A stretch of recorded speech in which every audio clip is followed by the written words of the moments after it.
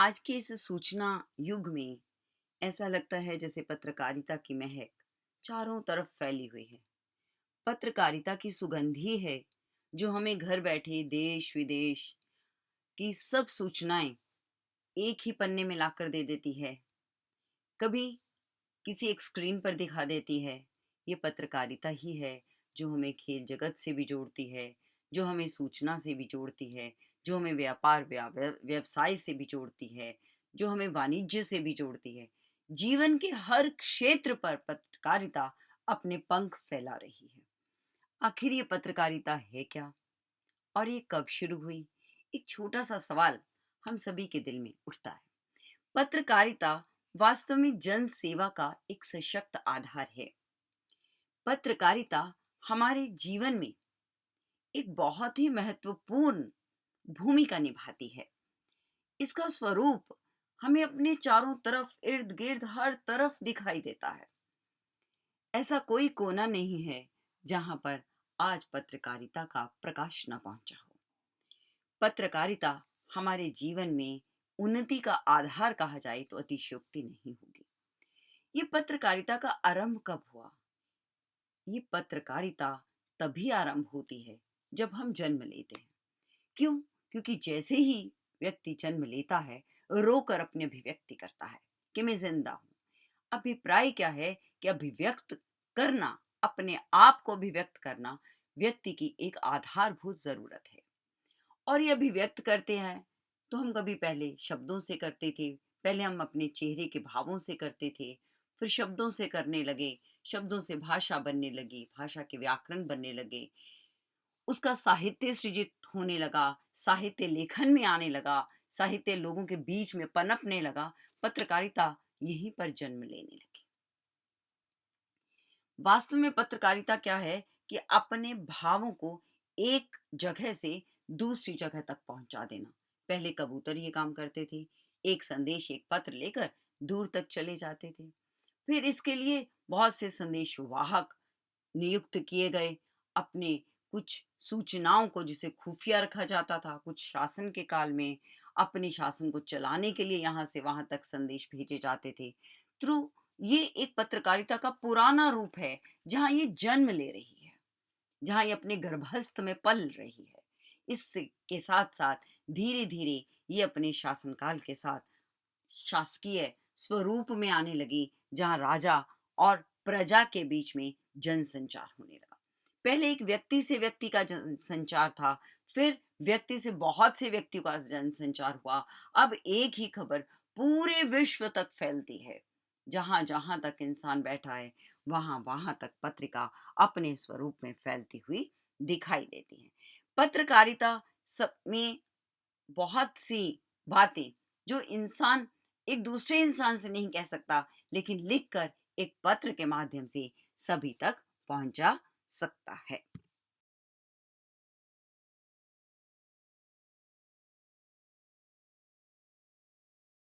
पत्रकारिता का सबसे बड़ा घटक है खबर, न्यूज, समाचार। न्यूज अपने आप में चार वर्ण लेकर बना है। NEWS अर्थात पूर्व पश्चिम उत्तर दक्षिण, चारों दिशाओं के समाचारों को एक जगह पर एकत्रित करके प्रस्तुत करना पत्रकारिता के स्वरूप को तैयार करता है। क्योंकि ये चारों दिशाओं से समाचारों को लेता है, सूचनाओं को एकत्रित करता है, इसलिए ये दैनिक जीवन के लिए एक बहुत ही अहम स्रोत बन जाता है। जब इंसान को कहीं भी कुछ सोचना है, जैसे कि आज हम वैज्ञानिक उन्नति में बहुत आगे बढ़ गए हैं। सुबह हम इंग्लैंड में होते हैं, रात को हिंदुस्तान में होते हैं, अगली सुबह हम अमेरिका पहुंच जाते हैं। तो हमें चारों तरफ की सूचनाओं के बारे में सजग रहने की ज़रूरत हो जाती है। इसलिए पत्रकारिता हमारे लिए एक बहुत ही अहम घटक बन जाता है।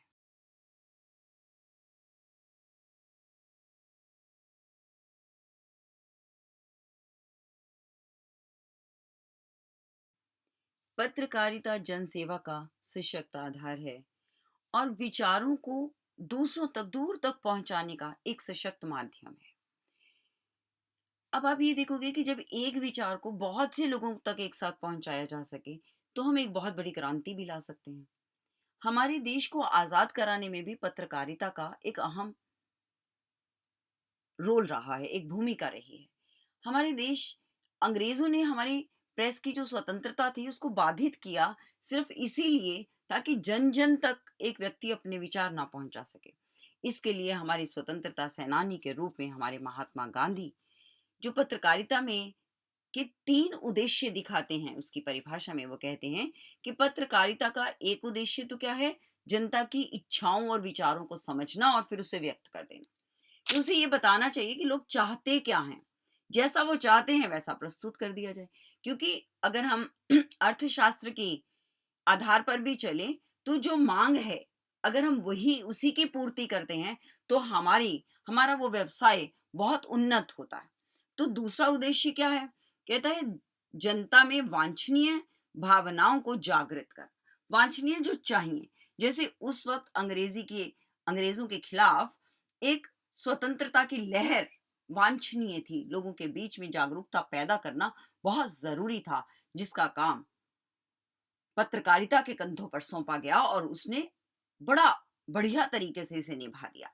तीसरा उद्देश्य है सार्वजनिक दोषियों को निर्भरता पूर्वक प्रकट करना कि जो दोषी हैं, जो कल्प्रिट हैं, जिन्होंने गलत काम किए हैं, उन्हें दिखा पाना, समाज को उनकी असलियत दिखा पाना, ये पत्रकारिता का उद्देश्य है। अगर पत्रकारिता अपने इन उद्देश्यों को पूरा करती है, तभी वो अपने स्वरूप का सृजन कर पाएगी। यही है पत्रकारिता की अहम भूमिका।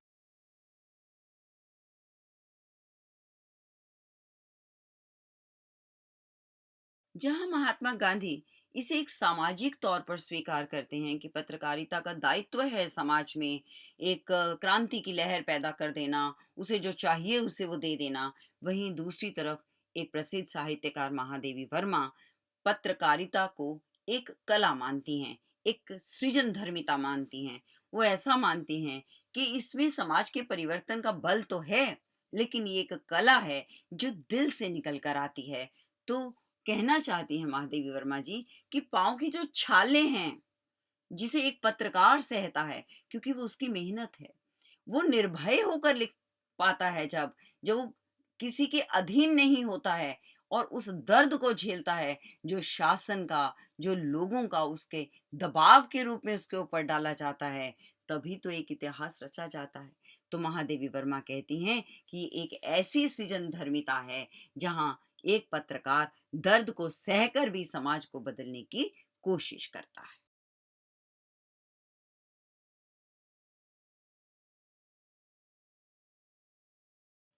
महादेवी वर्मा जहाँ पत्रकारिता को एक कला मानती हैं, वहीं सीजी मुल्लर जी पत्रकारिता को ज्ञान प्राप्ति का आधार मानते हैं।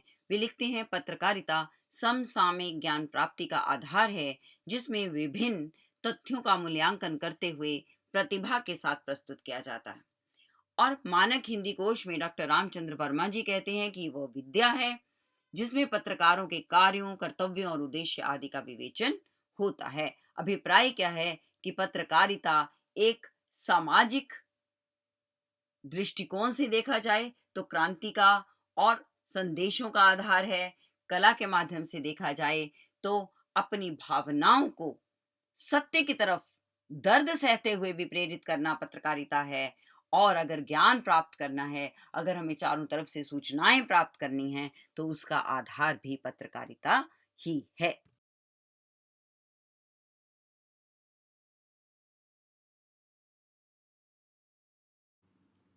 पत्रकारिता अर्थात जर्नलिज्म अपने विचारों को अभिव्यक्त करना प्रजातंत्र का चौथा खंभा है पत्रकारिता। इसलिए ये हमारे जीवन में एक बहुत ही महत्वपूर्ण घटक है। पत्रकारिता जहाँ हम सारी सूचनाएं देती है, तो आखिर एक पत्रकारिता की सफलता का पैमाना क्या है, पैरामीटर क्या है? हम उस पैमाने को 6 काकारों के नाम से जानते हैं। एक पत्रकार जब किसी भी घटना को, उस घटना के होने की सूचना को रिपोर्ट में बदलता है और वो रिपोर्ट फिर लेखन में परिवर्तित होती है और वो लेखन पत्र रूप लेकर लोगों के पास पहुंचता है, यहाँ तक पहुंचने के लिए पत्रकार अपने आप से 6 सवाल पूछता है। ये 6 सवाल 6 ककार के नाम से जाने जाते हैं, जिन्हें हम कब, कहाँ, क्या, कौन, कैसे, क्यों, आखिर ये घटना कब घटी, क्या समय था इसका, किस परिवेश में ये घटित हुई, कहाँ घटित हुई, स्थान क्या था इसका, क्या उस स्थान पर घटित होनी वाजिब थी या गलत थी, क्या थी, हुआ क्या आखिर, कौन था जिसने ये घटना घटित की और कौन था जिसके ऊपर इस घटना का प्रभाव पड़ा, कैसे हुई ये घटना, इसमें दोष किसका है या इसमें उत्साह किसका है, और क्यों हुई, इसका कारण क्या था। जब एक पत्रकार अपने आप से ये सवाल पूछकर एक घटना को एक समाचार का रूप देता है, एक पत्र का रूप देता है, तो वो पत्रकारिता सभी को अपने आसपास घटित होती हुई महसूस होती है। तो ये 6 ककार पत्रकारिता के ऐसे 6 पाद हैं जिन्हें हम कभी भी छोड़ नहीं सकते, और अपने आप से हम यही पूछ सकते हैं कि जब तक हमें इनका जवाब नहीं मिलता तब तक हम एक अच्छी सूचना अपने पाठक तक, अपने दर्शक तक नहीं पहुंचा सकते।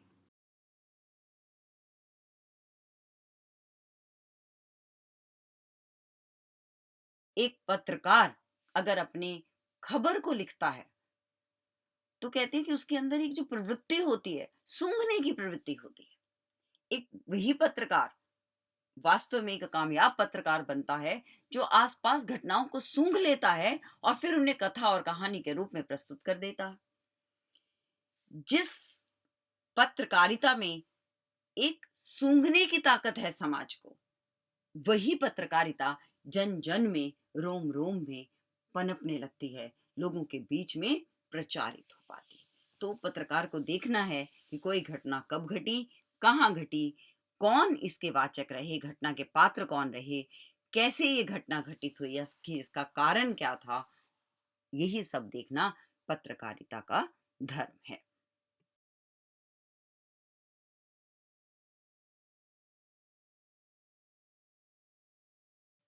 जब एक पत्रकार के पास कब, कहाँ, क्यों, कैसे के जवाब मिल जाते हैं, तब वो अपनी एक खबर तैयार करता है, एक समाचार तैयार करता है, उसे एक कथा पट देता है।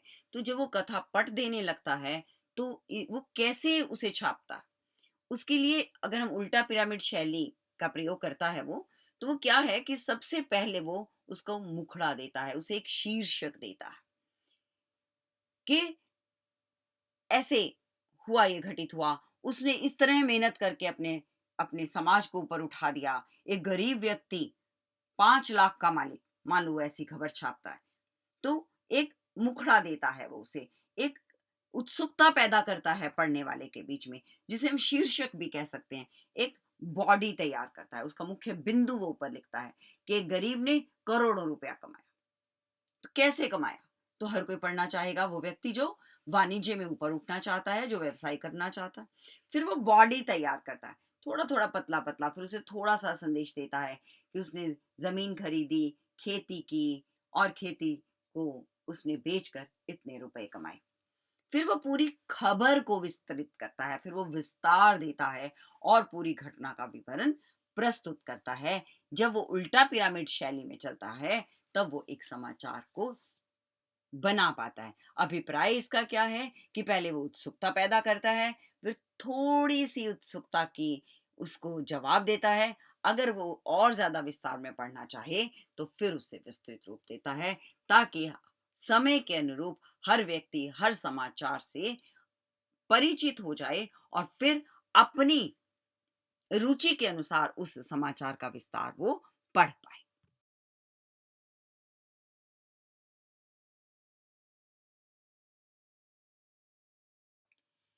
पहले पत्रकारिता का उद्देश्य जहां पर शासन की बातों को प्रजा तक पहुंचाना है या प्रजा की बातों को शासन तक पहुंचाना है, लेकिन धीरे धीरे ये पत्रकारिता अपना विकास लेती चली गई और जन जन में संचार का माध्यम बनती चली गई। मनोरंजन के क्षेत्र में, राजनैतिक गतिविधियों में, सांस्कृतिक क्षेत्रों में पत्रकारिता अपने पांव जमाती चली गई।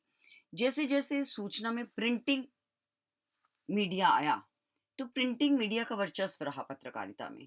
आज भी आप देखोगे कि घर घर सुबह समाचार पत्र आता है, पूरी दुनिया दरवाजे पर दस्तक दे जाती है। ये पत्रकारिता ही है जो हमें सारी सूचनाओं से अवगत करवाती है। और धीरे धीरे जैसे कंप्यूटर आया, संगणक आया, तो ये पत्रकारिता अपने रूप बदलती चली गई। रेडियो में, दूरदर्शन में, गोष्ठियों में, परिचर्चाओं में, इन सभी की तरफ, चाहे वो खेल-कूद का मैदान हो, चाहे वो किसी युद्ध की घड़ियाँ हों, चाहे किसी आजकल जैसे महामारी फैली हुई है, चाहे महामारी का समय हो, लेकिन हर तरफ पत्रकारिता हर तरह के दुखों को भी झेलती हुई, संघर्षों को भी अपनाती हुई, अपने स्वरूप में निखरती चली जाती है। अभिव्यक्ति दे पाना, चाहे वो किसी भी व्यक्ति की हो, चाहे वो किसी भी समाज की हो, चाहे वो किसी भी वर्ग की हो, पत्रकारिता का अहम भाव हो जाता है। ये एक मनोरम कला है क्योंकि ये हर कहीं विकसित होती है, इसलिए ये अपने आप में कई प्रकार रखती है। चाहे किसी भी तरह का माहौल हो, पत्रकारिता पत्रकार अपनी कलम चला ही लेता है।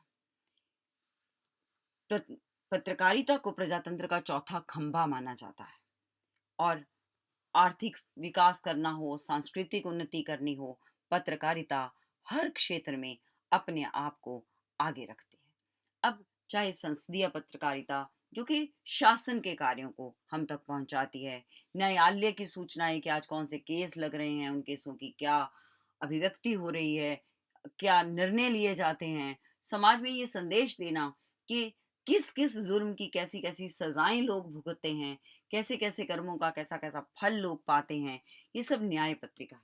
व्यवसाय के लिए आर्थिक पत्रिका है। खेल जगत की खबरें हमें खेल पत्रिकाएं देती हैं, विज्ञान की जानकारी देती है, आपराधिक जगत की जानकारी भी हमें पत्रकारिता से मिलती है। फैशन और फिल्म की पत्रिकाएं हैं, खोजी पत्रिकाएं हैं, अन्वेषित पत्रिकाएं हैं। प्रतियोगिता भी अगर हम करना चाहते हैं तो इन पत्रिकाओं को जब हम पढ़ते हैं, साइंस की वैज्ञानिक खोज क्या क्या हो रही है वह हमें बताती है। हमारे ग्राम के साथ, हमारे गांवों के साथ हमें ये पत्रिकाएं जोड़ती हैं, क्योंकि हमारे देश में, देश का जो 70% से भी ज़्यादा भाग है वो हमारे गांव में बसता है। आज के नवयुवकों को आकर्षित करती हैं फैशन के बारे में बताकर, शिक्षा जगत की नई नई बातें देती हैं, प्रेरणा स्रोत तक खबरें लाती हैं और प्रेरणाएं भरने का काम करती हैं। इसी तरह आज के बड़े गंभीर युग में हंसने हंसाने के लिए भी पत्रिकाएं हैं, चुटकुले ही जिसमें आते हैं और छोटी छोटी हंसिकाएं, कविताएं भी और लेख भी जिसमें छपते रहते हैं। ऐसी पत्रिकाएं भी हमारे समाज में आ रही हैं।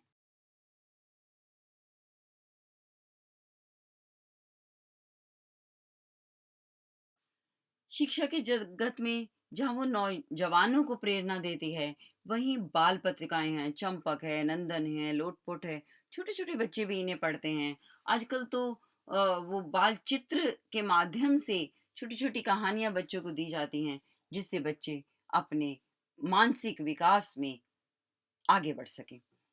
स्वास्थ्य पत्रिकाएं हैं जो कि हमारे स्वास्थ्य के लिए हमें सचेतित करती हैं। ये सिर्फ पत्राचार के माध्यम से ही नहीं आती, रेडियो पर ऐसे प्रोग्राम सुनाए जाते हैं, दूरदर्शन पर दिखाए जाते हैं और पत्रिकाओं के माध्यम से, जैसे निरोग धाम पत्रिका है, निरोगी पत्रिका है, स्वास्थ्य अंग पत्रिका है। बहुत सी आयुर्वेदिक संस्थाएं भी इस तरह की पत्रिकाएं प्रकाशित करती हैं, जिसमें वो हर चीज की बारे में तुम्हें बताती हैं कि जैसे नीम है, अमलतास है, पुत्र जीवा है, ये वृक्ष किस तरह हमारे जीवन में हमें सहायक हो सकते हैं, हमें स्वास्थ्य वर्धक सिद्ध हो सकते हैं। व्याख्यात्मक है, हर बात की व्याख्या कर पाना, छोटी सी बात को व्याख्यायित करके आम जनता को समझाने की कोशिश करती है।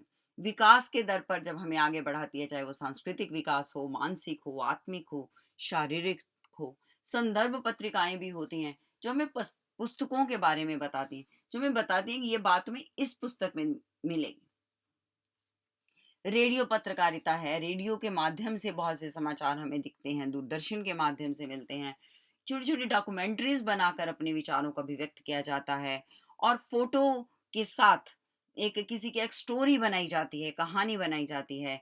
महिलाओं से जुड़ी हुई पत्रिकाएँ हैं, ये एक बहुत अच्छा व्यवसाय है, जहाँ महिलाएँ सशक्तिकरण की बात कर पाती हैं, अपने कर्तव्यों के साथ-साथ अपने अधिकारों के प्रति भी सजग हो पाती हैं, जहाँ हम मानसिक दृष्टि से, शारीरिक दृष्टि से पत्रकारिता हमें सशक्त बनाती है, वहीं आध्यात्मिक दृष्टि से भी हमें भावुक बनाकर सशक्त बनाती है कि हम अपने साथ तो जुड़े ही जुड़े, हम समाज के साथ तो जुड़े ही, स्वयं के साथ, और स्वयं को जो ऊर्जा दे रही है, वो परमात्मा के साथ भी जुड़ें, ताकि हम अपने शारीरिक और मानसिक विकास के साथ-साथ आत्मिक विकास में भी ऊपर उठ पाएँ। वृत्तांत है, छोटी-छोटी कहानियाँ हैं जिसमें यात्रा वृत्तांत है, कहीं रिपोर्ट्स हैं, कहीं कुछ सांस्कृतिक कार्यक्रम हो रहे हैं, उनके बारे में बताई गई बातें हैं। साहित्यिक पत्रिकाएँ जहाँ कहानियाँ हैं, नाटक हैं, उपन्यास धारावाहिक रूप में छपते हैं, इस तरह की पत्रिकाएँ भी हमारे समक्ष आ रही हैं।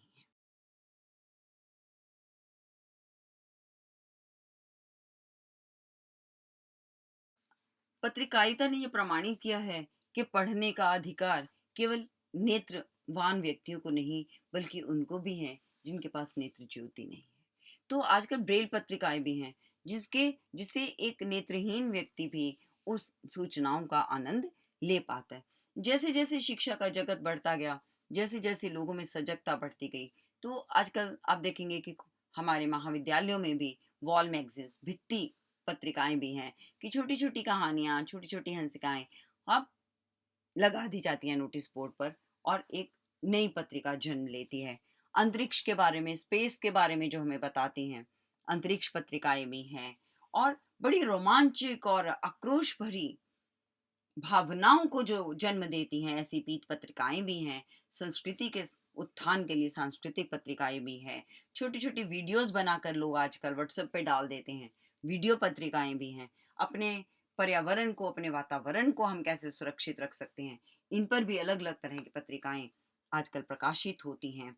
और साक्षात्कार के लिए हम इंटरव्यू देना चाहते हैं, हम रोज़गार लेना चाहते हैं, हम कैसे अपने आप को रोजगार के लिए तैयार कर सकते हैं, इस तरह की पत्रिकाएं भी आजकल बन रही हैं, ताकि व्यक्ति अपनी पर्सनैलिटी का, अपनी निजता का विकास कर पाए, अपने अपने अभिव्यक्ति पक्ष को मजबूत कर पाए, फीचर डॉक्यूमेंट्रीज बनाकर। और छोटी छोटी कार्टून पत्रिकाएं भी हैं, जहाँ पर वो बड़े बड़े नेताओं का, बड़े बड़े सेलिब्रिटीज के छोटे छोटे कार्टून बनाकर लोगों के बीच में संदेश देना चाहते हैं।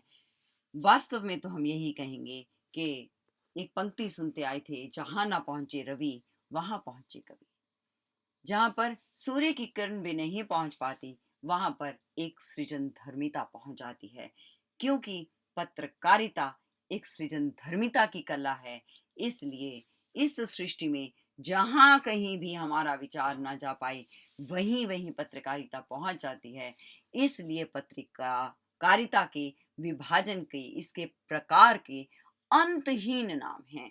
आप जितने भी लेते चले जाएं और पैदा होते चले जाएंगे, क्योंकि जैसे हमारे मन की गति का अंत नहीं है, वो अजस्र बहता रहता है और कहीं कहीं कहीं कहीं कहीं कहीं जाता रहता है।